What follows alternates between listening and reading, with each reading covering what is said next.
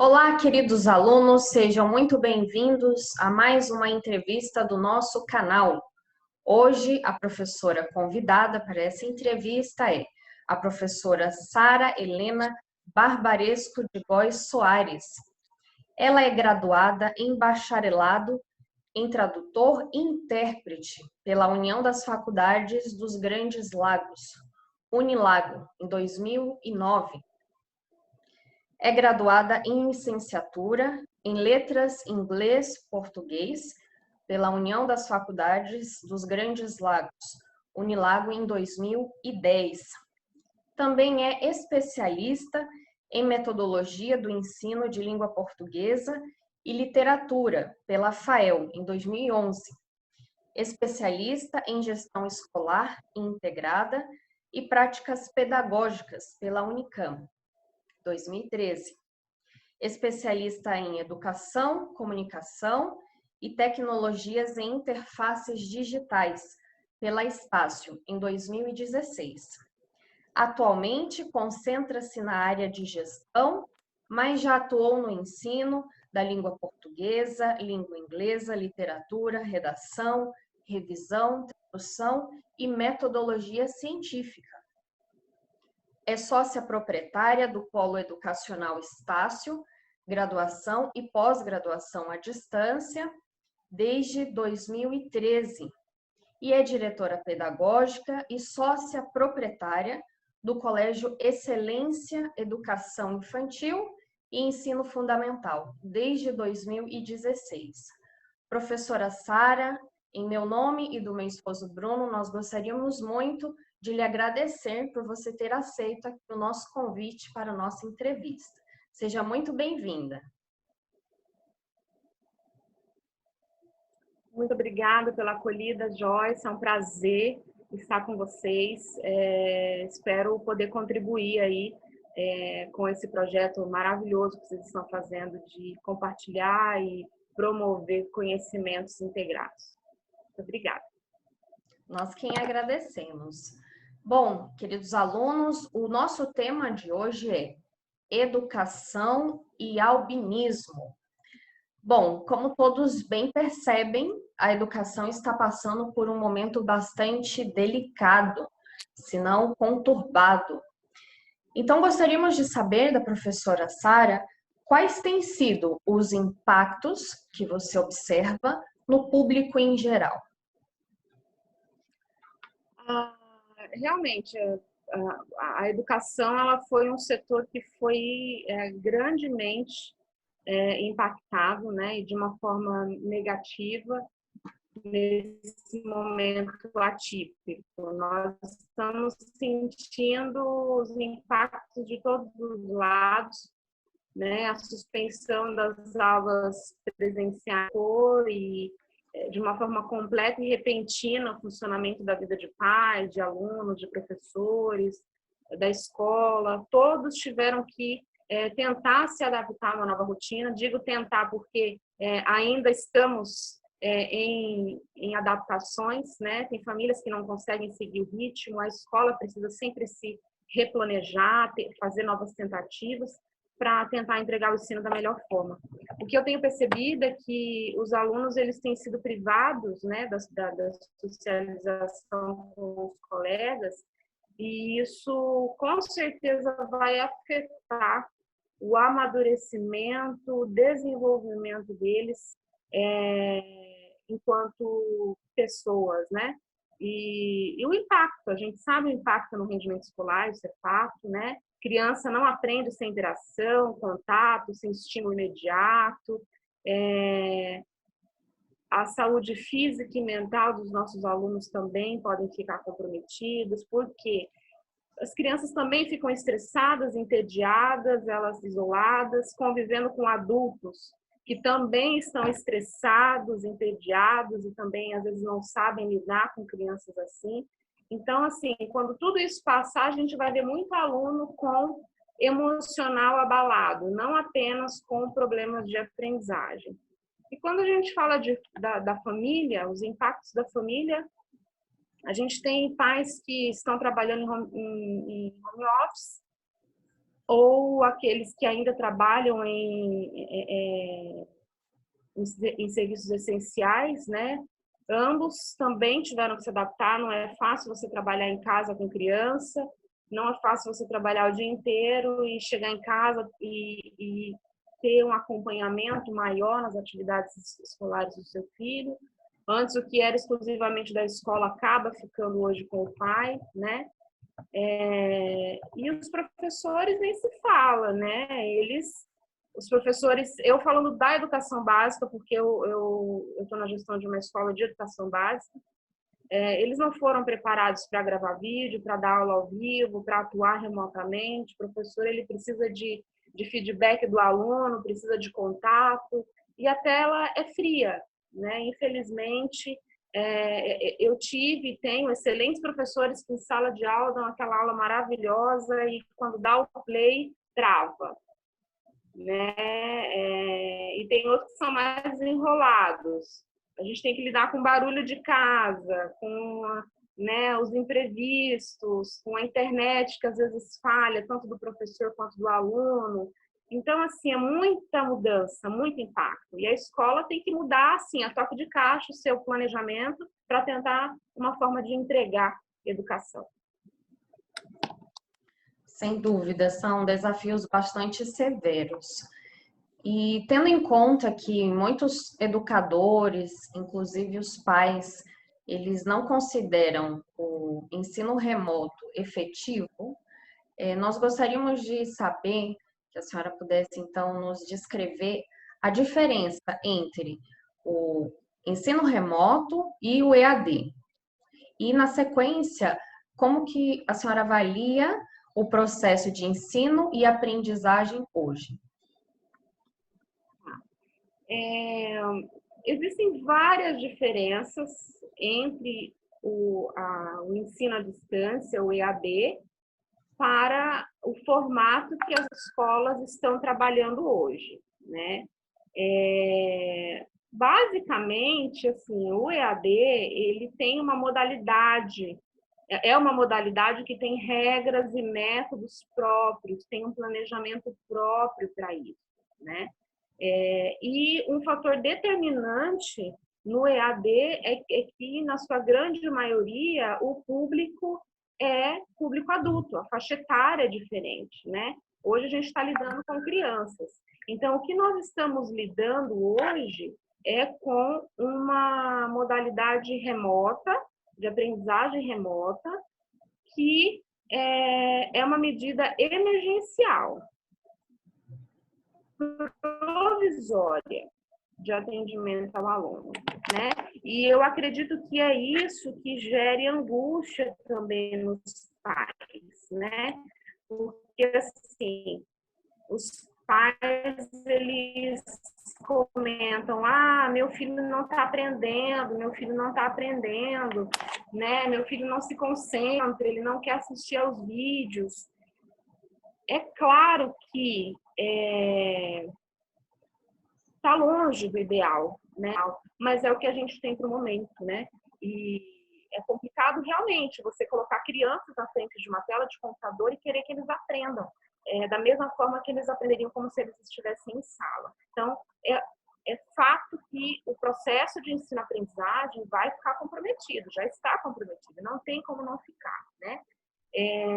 Até porque não houve uma programação com antecedência, não houve um planejamento para se dar essas aulas remotas. Embora nós já estamos vivendo isso há 3, 4 meses, né, e nós não sabemos até quando nós vamos com esse ensino remoto, é replanejamento em cima de replanejamento, né? A escola geralmente se planeja a nível anual, embora trabalhe bimestralmente, a gente trabalha a nível anual. Então, como a gente não sabe se volta, não volta, quando, é tudo muito incerto, né? Então, se replanejar em cima de incertezas é complicado. Então, quando a gente fala de prejuízo, quando a gente fala de aprendizagem acadêmica, pedagógica, nós estamos falando, sim, de comprometimento, de alguns prejuízos. Nós vamos perder muita coisa aí no meio do caminho, infelizmente, por mais que a gente tente entregar vídeos gravados, videoaulas, atendimento por telefone, avaliações. A gente não consegue contemplar todos os conteúdos, a gente não consegue contemplar todas as famílias da mesma forma que seria presencialmente, né? Mas é o que temos e nós precisamos fazer o melhor com o que temos, né?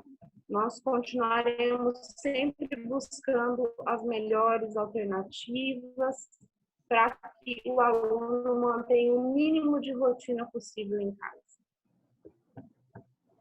Ok. Muito obrigada, professora, pelas suas explanações. Realmente é um processo que todos que estão envolvidos terão que aprender, se reinventar. E ainda tratando dessa questão, né, diante desse contexto da suspensão das aulas presenciais, que perspectivas nós poderíamos traçar para o futuro da educação nesse pós-pandemia? Muita coisa vai mudar, né? A gente já se fala nesse novo normal, então muita coisa vai mudar. Todos nós voltaremos de forma diferente depois dessa pandemia, né? E assim, o que a gente tem visto é que o cenário tecnológico tem se instalado em vários contextos, tem alterado muitas relações. Então, a tecnologia, por conta desse isolamento, tem alterado as relações pessoais, as relações comerciais, as relações sociais, econômicas. E eu acredito que na educação isso não vai ser diferente. Então, esse é uma das mudanças que eu acredito que vai haver na educação depois dessa pandemia, que a tecnologia vai deixar algum resquício. Eu ainda não sei muito bem como isso vai ser formatado, ainda mais aqui no Brasil, né? Ainda tá com tantas regiões diferentes, né? Nos países lá fora, com nível educacional acima do nosso, com adaptação e recursos e acessos à tecnologia muito maior que o Brasil, né? A gente viu a forma como eles reagiram muito rápido a esse novo formato do que nós. Então, eu não sei como isso vai ser formatado, mas é fato que a tecnologia vai deixar alguns resquícios aí na educação, né? Essa é uma das perspectivas para o futuro. Uma outra que eu vejo é que eu acredito sim e torço muito para que os professores e todos os profissionais de educação eles sejam mais reconhecidos e valorizados né, durante e pós-pandemia. Né? Hoje as famílias estão sentindo como que é difícil ensinar, né? Os pais falam, eu estou tendo que virar professor em casa, sem ter formação para isso, a gente não tem didática, a gente não sabe explicar para o filho, já perdem logo a paciência, né? A questão do tempo. Então, eu acho que isso vai fazer a gente olhar para o professor com um olhar mais acolhedor, mais generoso e mais valorizado, né? Porque o professor ele se forma, ele passa ali 4, 5 anos estudando a melhor forma de educar crianças e jovens e mesmo assim não é valorizado, né? O professor ele é insubstituível. O aluno ele entra na internet hoje ele aprende muita coisa, né? Então se o professor ele não estiver ali do lado, presencialmente, gerindo uma sala de aula, gerindo relações, estimulando, instigando, mediando, né, ajudando o aluno a transformar aquele conhecimento, aquela informação em conhecimento, nunca vai ser a mesma coisa. Então, a gente sempre vai precisar do professor, né? Então, eu acho que depois da pandemia a gente vai ter um olhar mais empático e valorizador para o professor. E, por fim, eu listaria uma terceira perspectiva para o futuro, na educação é que quando tudo isso passar, a gente vai olhar para trás, a gente vai aprender muita coisa, é fato. E talvez o futuro da educação aqui no Brasil seja a gente avaliar, valorizar também as habilidades do futuro, né? Então, mesmo que o seu filho, mesmo que o meu filho não esteja aprendendo como deveria aprender as expressões matemáticas, numéricas, mesmo que o meu filho não esteja aprendendo datas históricas, regras gramaticais como deveria, mas a gente pode aproveitar esse momento para que o meu filho ele desenvolva habilidades dentro de casa. Então, o que essas crianças estão aprendendo dentro de casa nesse momento de isolamento? Nossos filhos eles precisam aprender a lidar com o tédio, aprender a lidar com situações estressantes, eles precisam aprender a lidar com a ansiedade, precisam aprender a limpar uma casa, né? A arrumar sua própria cama, a lavar uma louça, aprender habilidades domésticas, capacidade de se adaptar, de lidar com dificuldade, de lidar com frustração, valorizar a relação entre ele e o professor. Então, nós temos muitas reflexões aí para essa volta do novo normal, né? Entre essas perspectivas, eu acredito que é isso, né? O aluno ele vai aprender a estudar sozinho também. Então, tem muita coisa aí que a gente pode ensinar. Não se preocupar apenas com o aprendizado acadêmico, pedagógico, mas também com o desenvolvimento pessoal dessa criança, desse jovem dentro de casa. Interessantíssimas, professora, todas essas suas pontuações. E agora, entrelaçando a temática da educação com o albinismo. Primeiramente, nós gostaríamos de saber o que é o albinismo. Poderia aclarar aqui para os nossos ouvintes, por favor? Certo. Eu acho importante mencionar o porquê desses dois temas, né? O primeiro, a questão da educação, é porque eu trabalho na educação desde sempre. E falar sobre o albinismo porque eu tenho uma filha albina, né? De 1 ano. Então, educação e albinismo hoje são os meus 2 temas principais. E albinismo é algo que ainda é muito desconhecido. Nós temos alguns tipos de albinismo, né? O albinismo ocular e o albinismo oculocutâneo são os 2 mais recorrentes. O da minha filha é o oculocutâneo. O albinismo nada mais é do que uma característica genética em que o organismo ele não produz, não fabrica ou não sintetiza a melanina. A melanina é o pigmento que dá cor à nossa pele. Então, o albino é aquela pessoa que não tem a cor, ele não tem pigmento, né? E isso afeta a cor do cabelo, afeta a cor da pele e afeta a cor dos olhos, né? Então, o albinismo basicamente é isso. Eu estou falando aqui como mãe de uma albina, não como uma profissional da educação, de saúde, né? Certo, mas ficou bem claro, né? De uma forma geral, todos puderam compreender. Muito obrigada. E ainda nessa sequência sobre essa missão de ajudar o outro a ter mais informação e conhecimento, você realmente encontrou esse novo caminho para fazer isso, né? Justamente como você acabou de citar, através da sua filhinha, a Nina. E então nós gostaríamos de saber como que surgiu essa iniciativa de levar informação sobre o albinismo.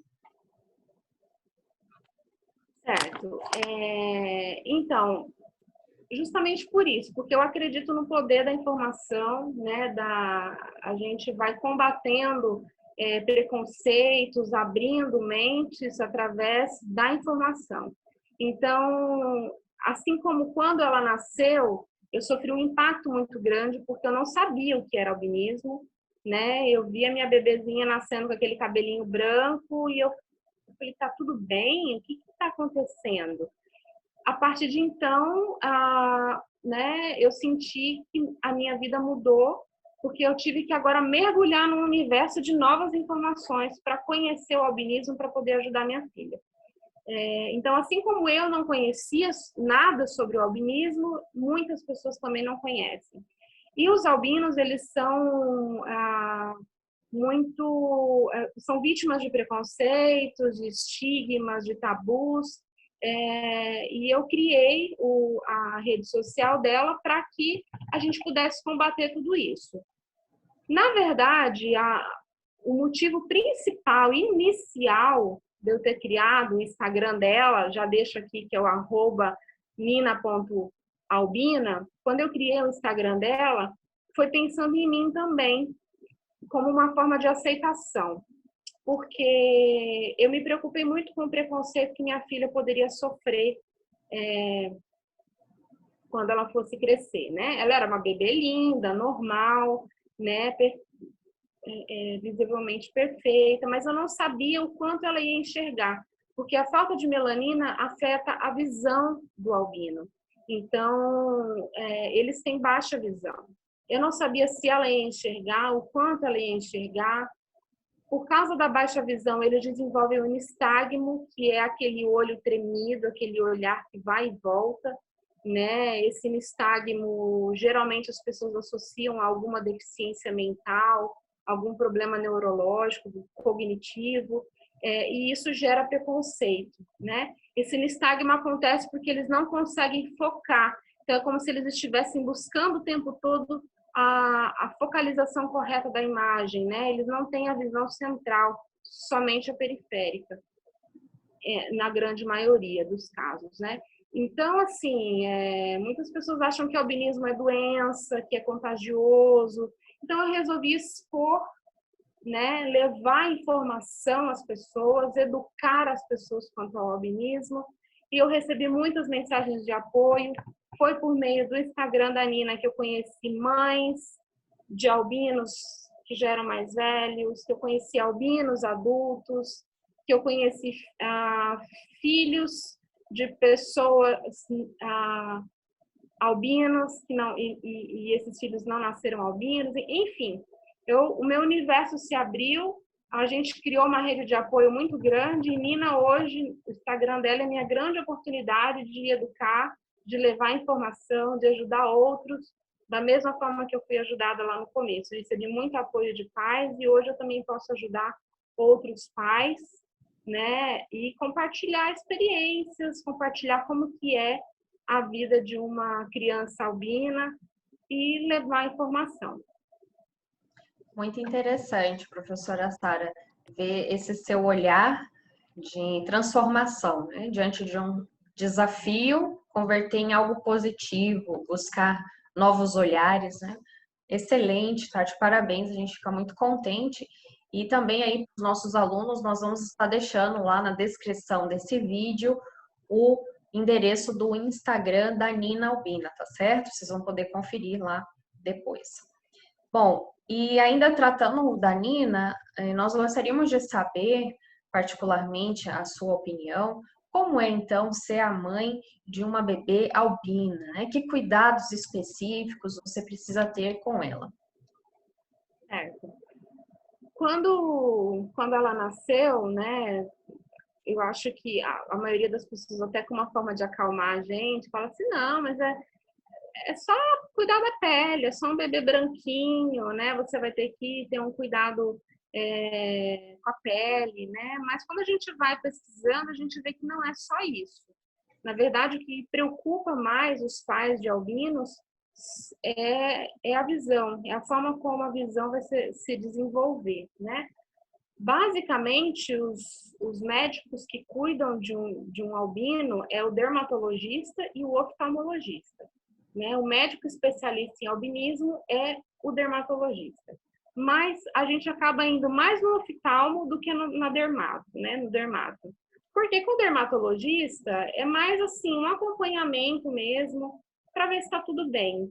Geralmente, quem vai mais ao dermato são aqueles albinos que desde criança não tiveram a condição de cuidar da pele e aí estão com a pele mais agredida, né?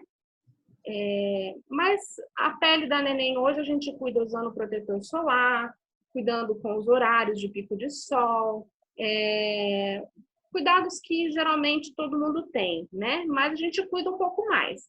Por quê? A falta da melanina, a melanina é como se fosse uma camada protetora da pele, que protege contra os raios solares. E como a Nina não tem a melanina, né, até rima, né? Como os albinos eles não têm a melanina, eles não têm essa proteção de pele. Por isso que uma pessoa morena, quando vai tomar sol, ela fica bronzeada, né? A pessoa branca, quando vai tomar sol, fica vermelho. Por quê? Porque tem menos melanina, menos proteção na pele. Então, o bebê albino, ele tem uma pele, o albino em geral tem uma pele muito mais sensível do que as pessoas em geral, né? E correm risco, sim, de ter câncer de pele, né? De feridinhas, uma pele mais envelhecida, enfim. Tanto que na África, que é onde tem mais incidência de albinos e nas regiões do Brasil em que as crianças não têm condição de usar protetor solar, roupa de UV, né, com proteção UV, eles sofrem muito com o sol. E um outro cuidado que a gente tem que ter com a visão, porque a melanina, ela, como eu acabei de falar, ela afeta a visão, então os albinos, eles são deficientes visuais, né? O deficiente visual, ou ele é cego, ou ele tem baixa visão. Quem tem baixa visão, existem níveis diferentes. Então, mesmo quem tem baixa visão, pode ser que um enxergue mais que o outro. Isso é muito variável de pessoa, é muito subjetivo, né? Existem raras exceções em que temos albinos que enxergam 100%, mas na sua grande maioria os albinos eles enxergam, né, nas grandes estatísticas, em média 30% até 50%, dependendo do estímulo que eles recebem quando criança. Então, eu não sei ainda o quanto a minha filha enxerga, né? Por isso que a gente sempre estimula, desde que ela nasceu, então fazer muita estimulação visual, terapias ocupacionais, porque à medida que ela for crescendo, a gente vai tendo mais essa noção. Quando ela começar a falar, a gente vai ter noção do quanto ela enxerga. Mas ela vai enxergar menos do que uma pessoa que não tem albinismo. Então, ela precisa ser treinada, ter noção de espaço, de altura, de profundidade, né? Toda criança ela tem que ser estimulada de todas as formas e o bebê albino ele precisa ser estimulado muito mais. Por isso que lá nas redes sociais eu acabo colocando também muitas atividades e brincadeiras que a gente faz de estimulação com ela. Muito interessante saber desses cuidados que são muito específicos, né, aos albinos. E comentando também dessa questão da temperatura, né, só para adicionar mais esse ponto, talvez os nossos alunos aqui estejam curiosos, né, da região que vocês moram. Será que é um lugar muito frio? Será que é mais fácil lidar com esse desafio ou não? Como é? Aí é a temperatura onde vocês vivem, como que é? Então, nós estamos no norte do Brasil, estamos morando em Rondônia, numa cidade chamada Ariquemes, e aqui a região norte, no geral, é quente,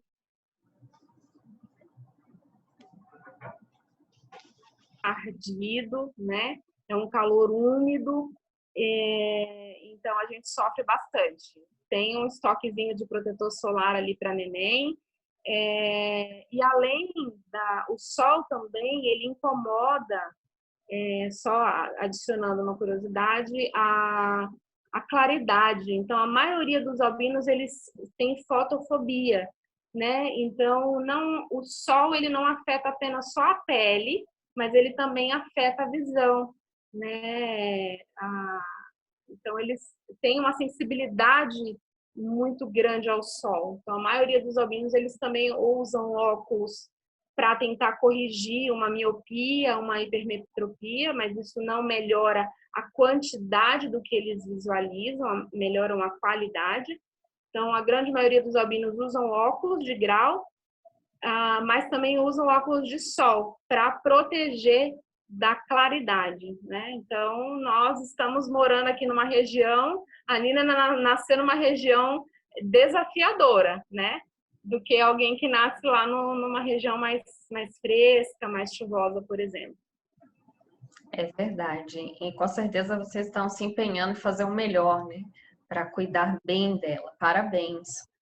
E a nossa última pergunta, professora Sara, é: por causa então da baixa visão, né? Como a senhora mesma já apontou que ela tem, como que isso poderá afetar o processo educacional, né? De aprendizagem dela? Como que a senhora avalia essa questão? Falar disso é falar de inclusão, né? E falar de inclusão na escola é muito, assim, falar de inclusão no geral é complicado, na escola também né?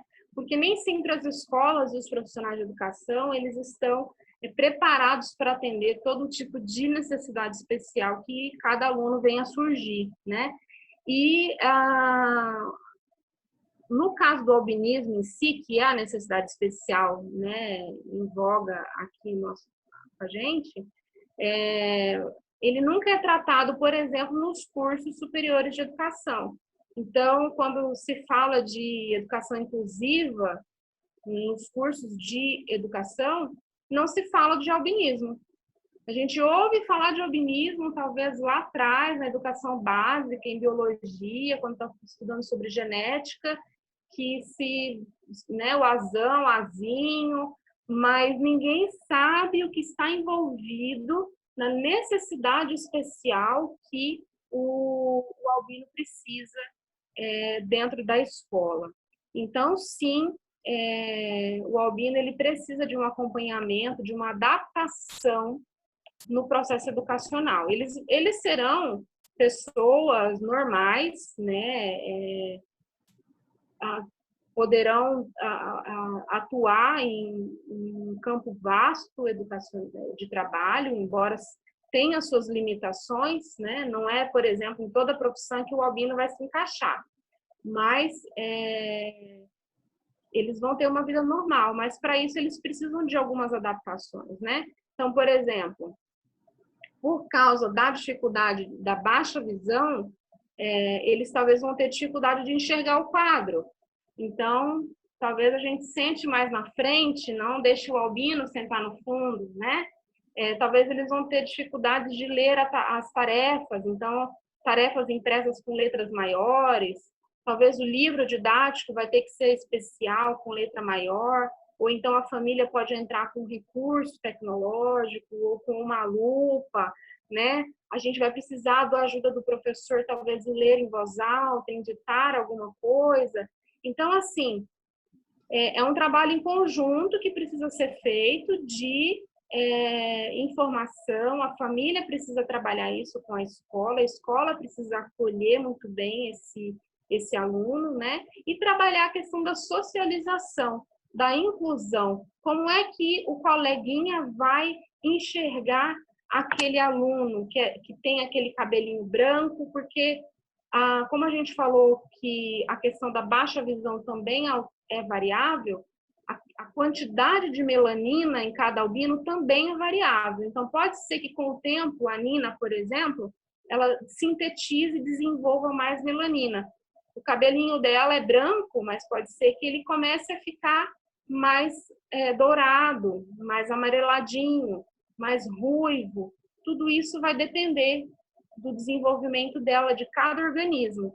A baixa visão também. Então, como é que o coleguinha do lado vai enxergar esse albino? Como que o coleguinha do lado vai enxergar aquele olhinho tremido?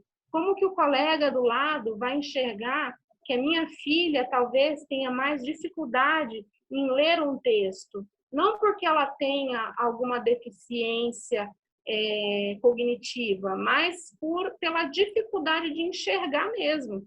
Talvez o processo de alfabetização dela vai ser mais lento, por exemplo, né? Mas isso é um trabalho de parceria entre a escola, né, e a família. Acredito que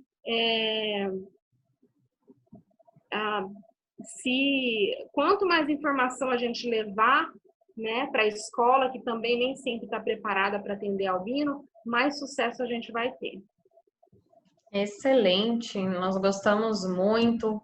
Foi uma verdadeira aula aqui para os nossos alunos. Sabemos mais esses detalhes, tanto da educação, independente se é da educação básica, fundamental, superior, né? Alguns detalhes do EAD, da educação remota. E, claro, esse tema do albinismo, muito interessante e com certeza vai agregar muito aqui ao nosso canal, trazer essas informações, outros públicos serem atingidos, né? E, sem dúvida, agradecer, né? Não tem outra forma de expressar esse momento aqui tão agradável que nós passamos. E, para coroar a nossa entrevista, nós gostaríamos de convidar uma pessoa muito especial para participar aqui também conosco, né? Acredito que ela já deve estar chegando aí, né? Já está chegando. Joyce, a professora, a doutora Joyce, né? Porque a Fica à gente já, vontade. assim, foi um prazer. Eu amo falar dos dois temas, então foi um prazer poder falar da educação, poder falar do albinismo, né? São os dois temas que se entrelaçam na minha vida pessoal e eu espero que eu possa ter ajudado de alguma forma. Com certeza. Até para abrir o olhar dos nossos ouvintes, né? Que além desses desafios que já são pertinentes agora com esse período da pandemia, pensar esse pós-pandemia, né? E vermos que nessa questão do albino, nós estamos falando, antes de falar em si de um problema genético em si, nós estamos falando de um ser humano, de uma pessoa, assim como qualquer outra, né? Precisa ser tratada com carinho, com amor, com respeito. E nada mais interessante é essa visão dos detalhes, né? Porque às vezes a gente só vê o aspecto externo, não sabe tudo que está envolvido, né? Sim, sim. Então, eu acho que quanto mais a gente levantar essa bandeira, é melhor, né? Tá chegando aí a convidada. Vocês estão ouvindo? Estão ouvindo a convidada chegando? Estão ouvindo a convidada chegando? Olha só, gente! Chegou! Oh! Oi, Nina! Oi, manda um oi, manda um beijinho. Ai, meu Deus, é muito linda! Dá pra Gente, ver essa que é a Nina.albina, sigam ela lá no Instagram. A gente está há 1 ano aprendendo sobre albinismo, levando informação e trabalhando junto, aprendendo junto. ela é muito linda, parabéns. Dá pra ver que ela é uma criança, além de linda, ela é feliz, né? Porque ela é Ela bem é muito cuidada, ela é muito amada, né? Então, novamente, a gente agradece por tudo e sucesso aí com a Nina, que vocês continuem tendo essa visão positiva. Beijo, linda! Um beijo, obrigada, gente. Eu que Bate palma. agradeço. Beijo! Tchau, obrigada. Até Tchau, tchau. mais! Bye.